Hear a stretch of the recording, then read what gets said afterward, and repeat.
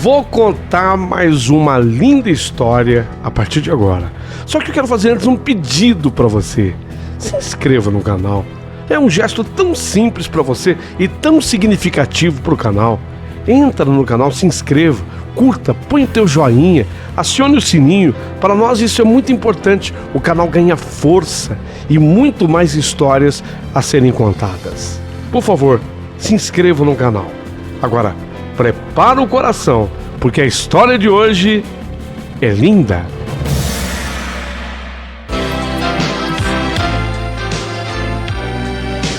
Rádio Emoção. Paulinho, boa pessoa. A verdade de cada um.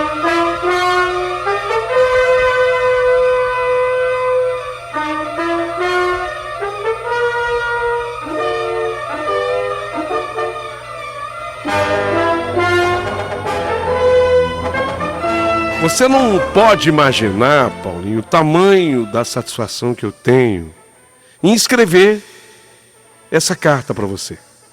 Escrever essa história para você. Participar desse teu canal contando um pouquinho sobre a minha vida, sobre o que aconteceu comigo. Aliás, aconteceu comigo desde o meu tempo de criança. Então vou pedir para você alguns segundos para que eu aperte esse botãozinho imaginário e volte a ser menina outra vez. Você me permite? Só me deixa montar nessa bicicleta. Quero montar nessa bicicleta e voltar a ser menina outra vez. Pronto. Voltei a ser menina. Tudo, na verdade, começou naquele dia. Eu e a minha amiga, nós estávamos andando de bicicleta. Aliás, a coisa que a gente mais gostava de fazer era dar umas voltas por ali, no lugar onde nós morávamos, nas nossas magrelas. A gente também era magricela. A gente também era fininha, magrinha. E as magrelas, as bicicletas. Elas eram apelidadas assim: menos bike e mais magrela, ou magricela. Tudo começou quando a família do Jean se mudou exatamente para o bairro onde morávamos. E, lógico, moravam os meus pais. Na verdade, o Jean com a família, eles acabaram se mudando para a rua atrás da minha casa. E exatamente naquele dia, quando eu estava andando de bicicleta com a Elaine, a minha melhor amiga, a Elaine, foi quando eu vi o Jean pela primeira vez.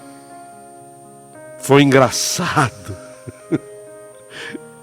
Foi muito engraçado, Paulinho. Engraçado. É engraçado porque eu e a Elaine, quando nós vimos o Jean pela primeira vez, ele é tão lindo, chamava tanta atenção, que eu cheguei inclusive a bater a minha magrela, a minha bicicleta, na bicicleta da minha amiga. E por pouco nós duas não fomos parar no chão. Naquele dia mesmo, o Jean acabou conversando com a gente. Ele disse que era novo no bairro, e era novo mesmo. Falou o nome dele, chamou a atenção, né? Jean. Achei tão bonito. Quer dizer, achei ele mais bonito ainda. E ele perguntou o nosso nome e onde nós morávamos. E a gente está dizendo, explicando para ele: moramos por aqui, ela ali, eu lá. Ficamos conversando um pouquinho em frente à casa dele, aonde o caminhão da mudança acabava de entregar as últimas coisas. E eu confesso que eu nunca antes havia me sentido daquele jeito. Enquanto nós conversávamos, as minhas mãos suavam muito e o meu coração estava acelerado.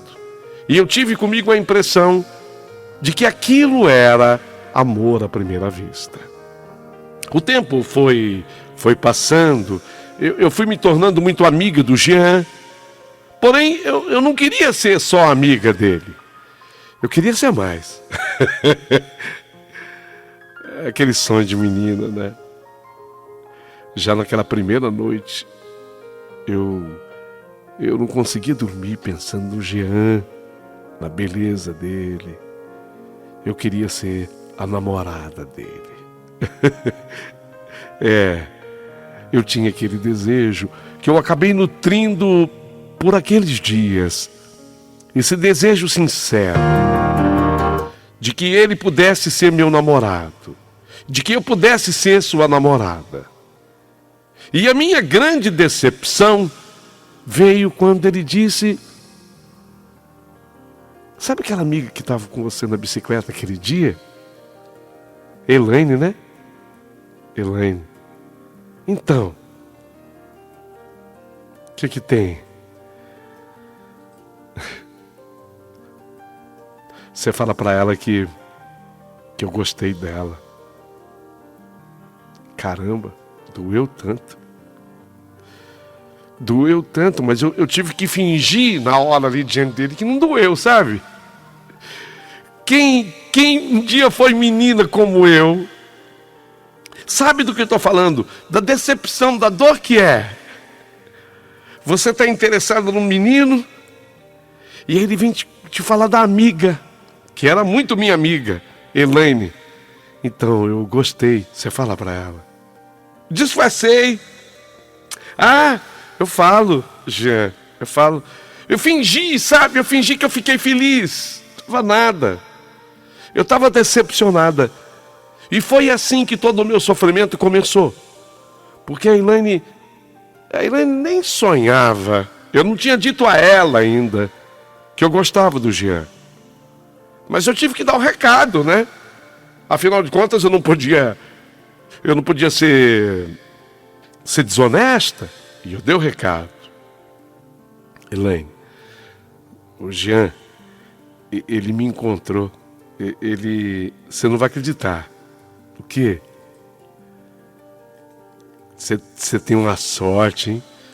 Por quê? Ele falou que ele está gostando de você. Te achou bonita. Pelo jeito que ele falou, ele gostaria de ser seu namorado. Jura? Juro. Ela deu importância. Mas não daria. Ela deu importância, mas ela não deu a metade da importância que eu daria se fosse comigo. Você deu para entender, não? Deu para captar? Eu só sei dizer que diante do recado dado, ela se manifestou e não demorou muito tempo, o Jean começou a namorar com a Elaine, a minha melhor amiga. Apesar de tudo, eu precisava me manter firme, disfarçar. Eu gostava muito daquela amiga. Eu gostava demais daquela minha amiga, mas agora eu me sentia tão dividida, porque na minha cabeça de garota, de menina, eu amava loucamente o Jean. Mas aí o Jean começa a me considerar sua melhor amiga, afinal de contas fui eu quem levou o recado para a Elaine. Deu para entender? E isso tudo tornava cada vez mais remota a minha chance de tê-lo para mim do jeito que eu queria.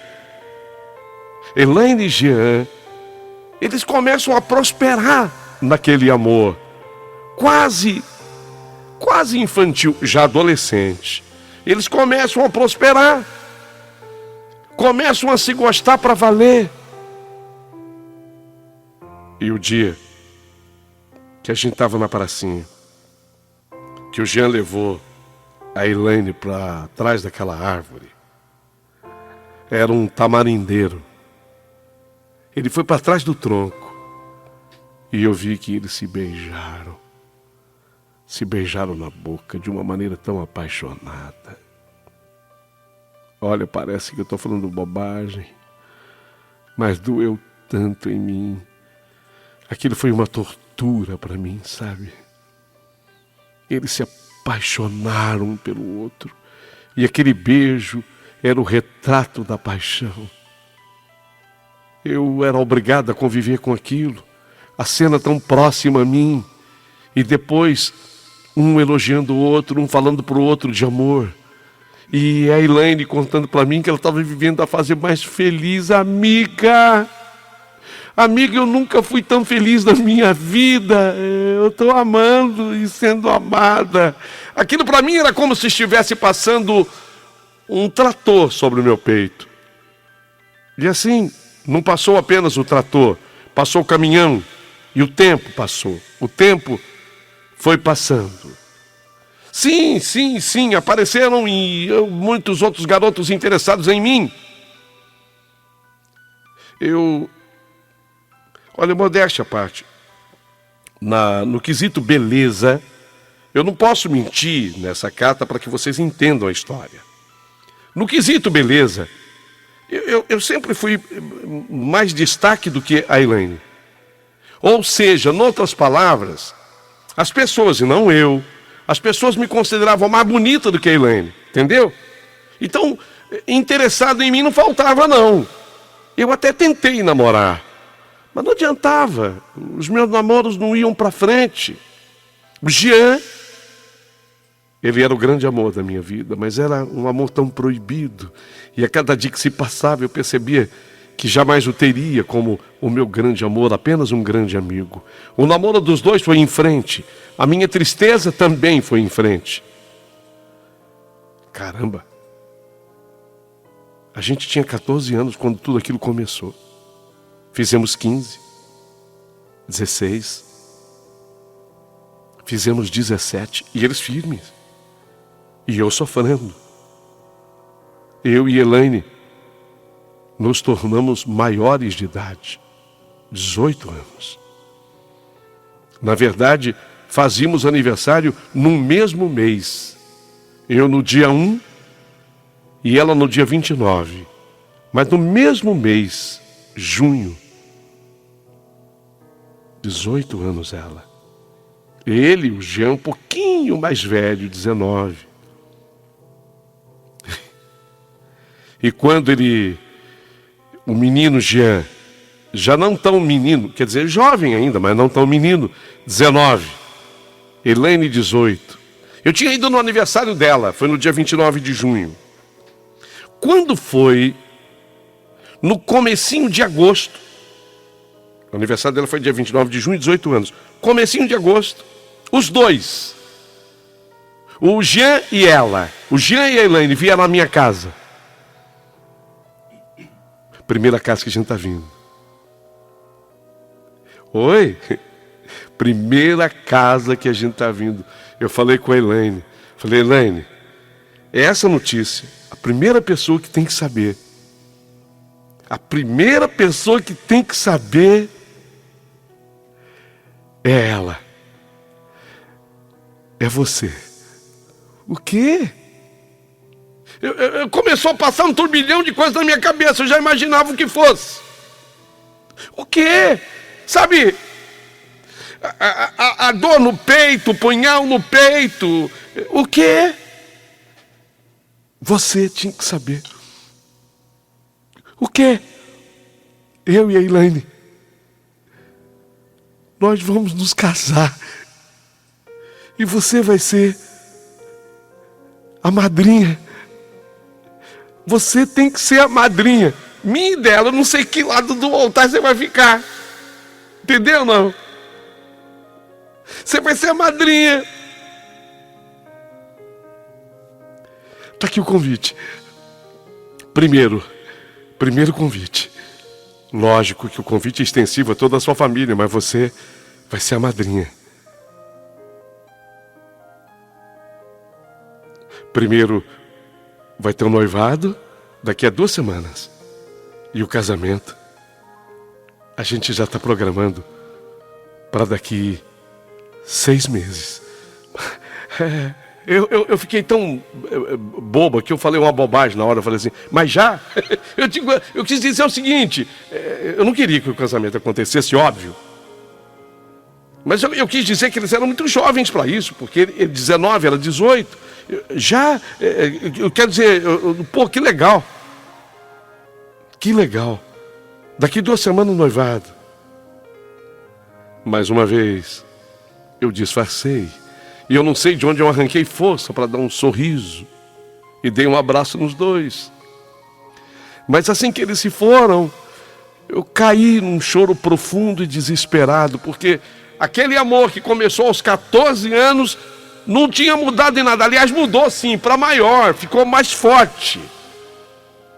Ficou mais forte, sabe? Eu caí num choro desesperado. Agora eu tinha certeza que eu não tinha mesmo a menor possibilidade de ter uma chance com o Jean. Fiquei pensando em tudo. Desde o dia em que eu conheci, aos 14 anos. Pensei em todo o sofrimento que eu passei na batida da bicicleta. Nas noites que eu tinha chorado. Nos meninos que eu tinha tentado namorar, mas eu não via a menor graça daquilo. Fiquei pensando, e o certo é que eles ficaram noivos. De acordo com o combinado, em 2 semanas. E se casariam em 6 meses. E nada poderia mudar aquilo. Quer dizer, só mudaria aquilo se um dos dois morresse.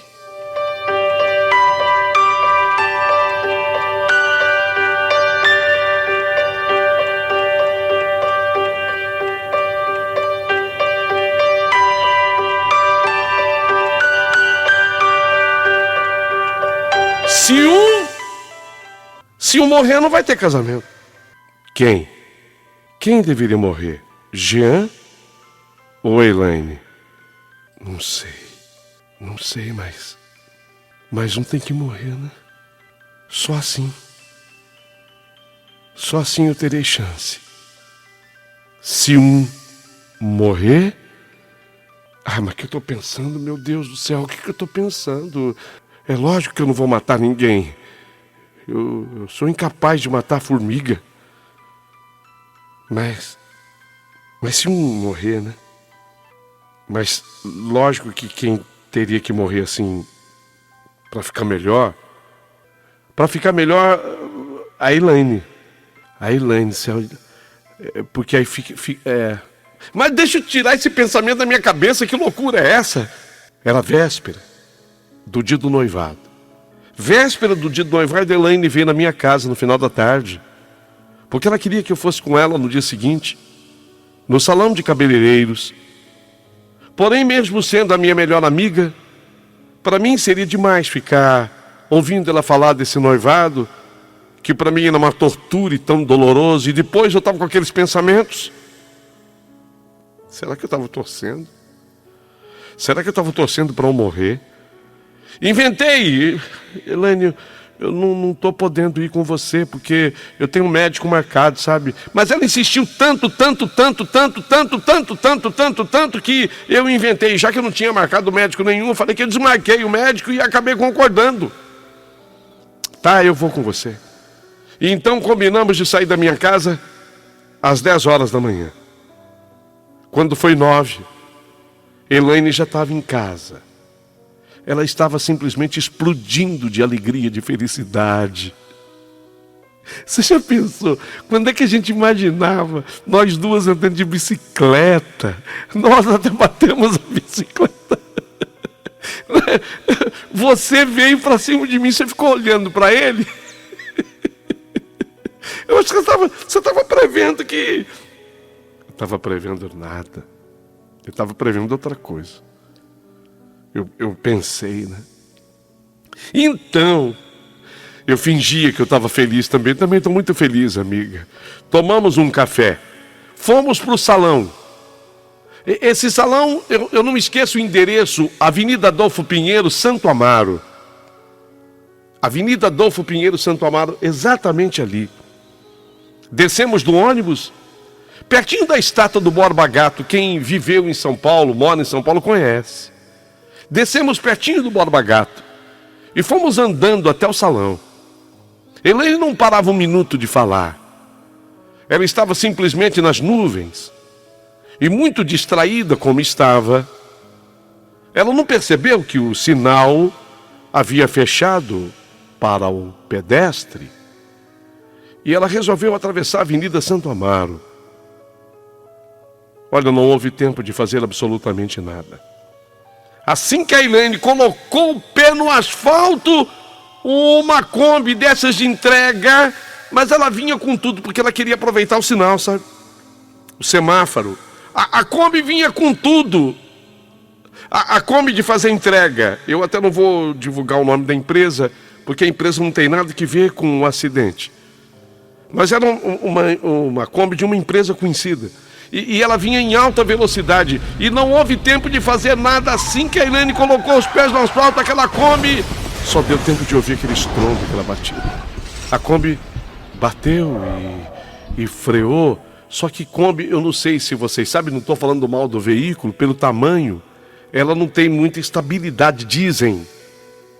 E aí quando o motorista freou, ele acabou... Ela não chegou a capotar a Kombi, ela virou de lado, ela não tombou. Quer dizer, ela caiu de lado a Kombi. Deu para entender? Ela não chegou a capotar, mas ela caiu de lado. Meu Deus do céu, meu Deus do céu. A velocidade, a batida, o estrondo. Eu vi que a Elaine bateu a cabeça no para-brisa da Kombi. Quando eu olhei para minha amiga, quando eu olhei, a cabeça dela estava totalmente deformada. Eu não sabia o que fazer.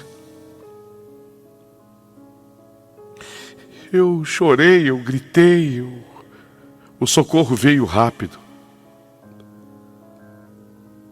Mas sabe quando eles cobrem a pessoa com aquele... É um papel alumínio, né? Eles cobrem a pessoa com aquele papel. Eu falei, por que vocês estão cobrindo? O socorrista falou, ela entrou em óbito. Quando ele falou essa frase, ela entrou em óbito, aquilo ficou repetindo na minha cabeça. Que choque. Eu entrei em estado de choque. Eu fiquei desesperada, logo a minha família foi avisada. E a minha família avisou, a família da Elaine. Imagine tudo pronto para a festa de noivado dela com o Jean. Seria no dia seguinte, um sábado. E de repente tudo se transforma em dor, em desespero. E por essa morte tão inesperada e acidental da Elaine, na minha frente... Na minha frente. Sabe que doeu em mim? E doeu demais a mãe dela, a mãe da Elaine. Falou, mas por que você não segurou na mão dela? Por que você não segurou na mão dela assim? Eu falei, mas não deu tempo. Não deu tempo. Você podia ter segurado na mão dela, vocês não estavam juntas. Ela distraída com essa coisa do noivado. Ela só pensava nesse noivado. Ela distraída. Se segurasse na mão dela, avisasse. O sinal estava fechado para ela, o vermelho do pedestre. Ele tinha piscado segundos, não é minuto, a gente fala assim, tempo, mas vocês estão me entendendo, pisca aquele semáforo do pedestre, ele pisca. E aí ficou vermelho. E ela, quando ela pisou no asfalto, a Kombi. E aí a família inteira, como é que foi? E por que você não gritou com ela? Eu não tive tempo. Eu não tive tempo. Você não segurou na mão dela? Não deu. No velório, o Jean precisou ser levado a um pronto-socorro porque ele não suportou ver aquele caixão lacrado com a noiva dentro, porque o rosto dela ficou deformado, ficou destruído. Eu fiquei apenas alguns minutos. Eu não suportava porque todo mundo sabia que nós estávamos juntas. E você, aí as pessoas começam a perguntar, e você não pisou? Não, eu fiquei na calçada. E por que você não alertou? Por que você não chamou? Por que você não gritou? Por que você não segurou? Por que você não agarrou ela pelo cabelo? Por que você não segurou ela pela mão? Por que você não colocou a mão no ombro dela? Não suportei ficar. Fiquei apenas algum tempo.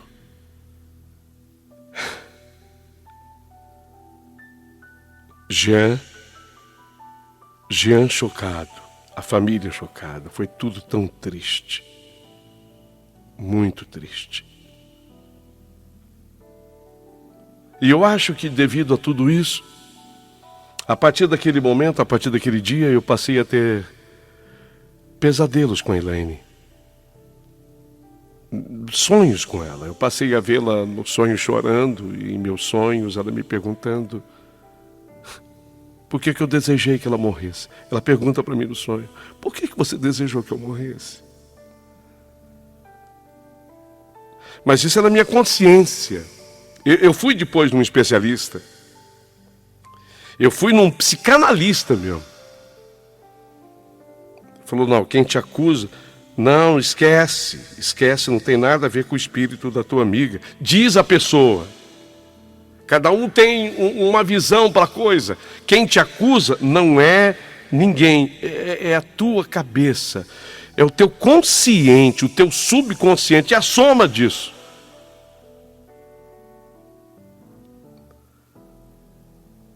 Sabe, o psicanalista, ele me ensinou um segredo que eu repetisse a mim mesma: eu jamais desejei a morte para minha amiga. Foi apenas um pensamento tolo, bobo, que eu tive numa hora de tristeza, numa hora de angústia. Eu tinha direito só de pensar assim.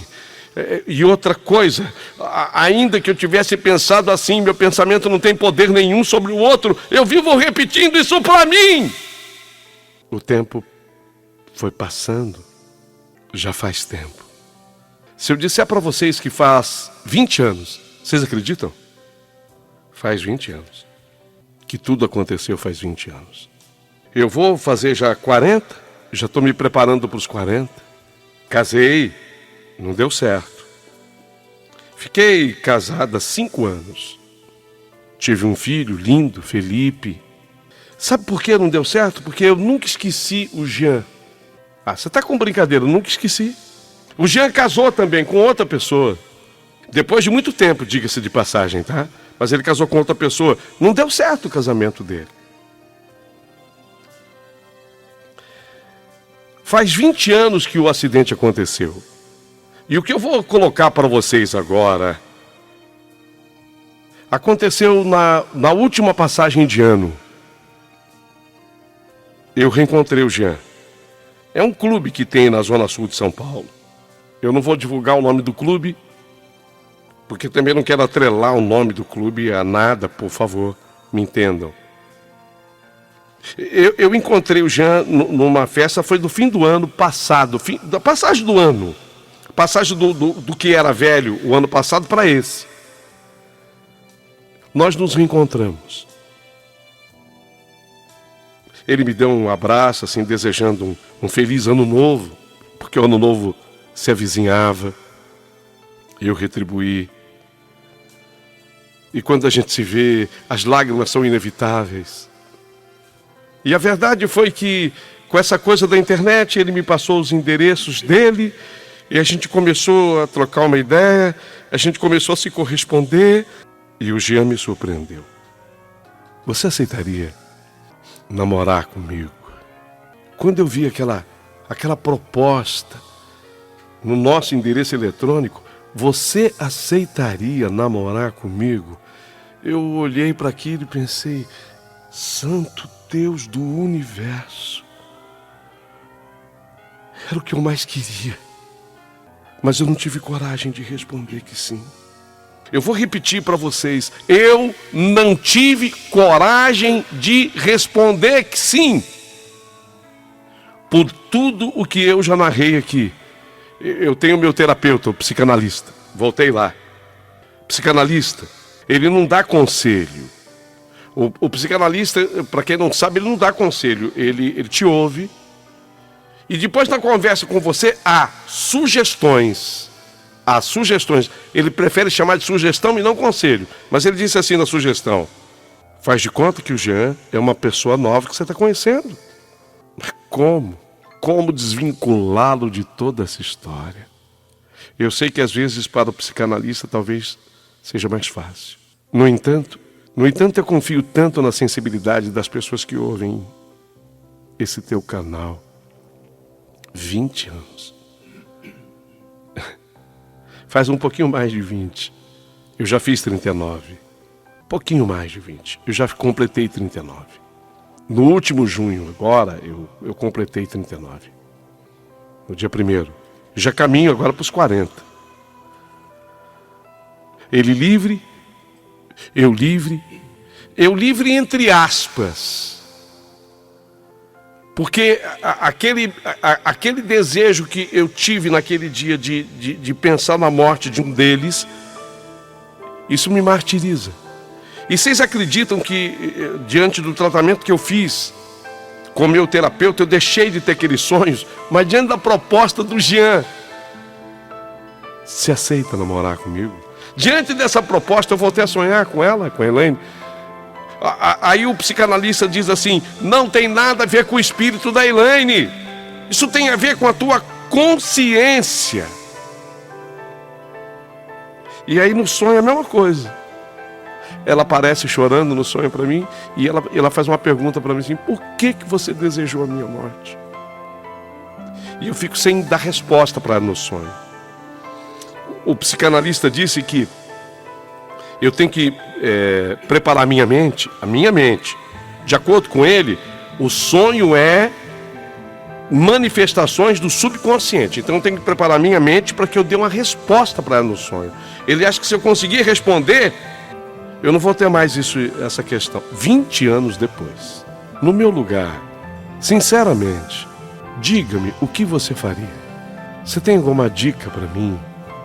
Você tem algum caminho para me indicar? No meu lugar, responda-me com honestidade. O que você faria se estivesse no meu lugar? Você vê que eu evitei dizer o meu nome até este instante, mas agora eu vou revelar, porque às vezes as pessoas querem falar com uma pessoa e quer dirigir um nome. Marta é o meu nome. Marta. No meu lugar, o que você faria?